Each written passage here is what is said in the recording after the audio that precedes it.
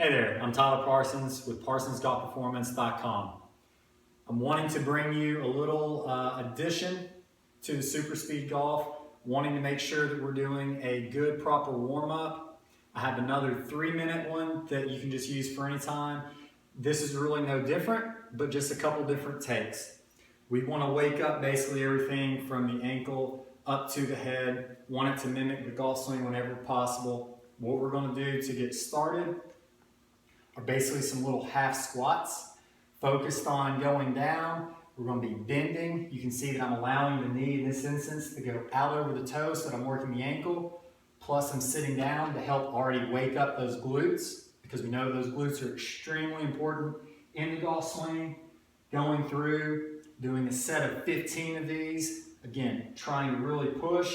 Something you can do as you go down, we can sort of lean and go side to side to help that out, and even allow both knees to work out as we do it, and also work in. Okay, so really get started, wake up those ankles, and do a set of 15 there. Next, I call these hyper swings. We don't have to worry about the arms just yet, but as we go back, I'm wanting to almost overturn, over-rotating the hips. As I'm doing this, I'm rolling to the outside of the foot, allowing it to turn. I'm doing my best to keep the lead foot planted, but allowing it to roll. I'm coming through, same thing, and just working side to side. You can see I have quite a bit of lateral movement, plus a lot of rotation, but building up those ankles to where they're comfortable turning, and we have mobility in through there to get everything working. Same thing, do a set of 15 in through here. Really stay grounded.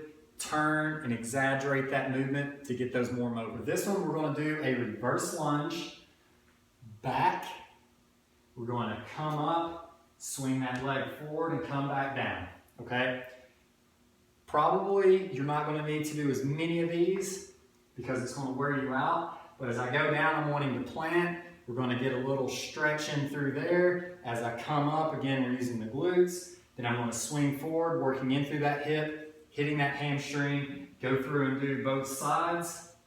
The more that I exaggerate this foot coming back, I'm even going to get into those hip flexors, getting everything to wake up, plus the fire and using them is going to be the key, okay?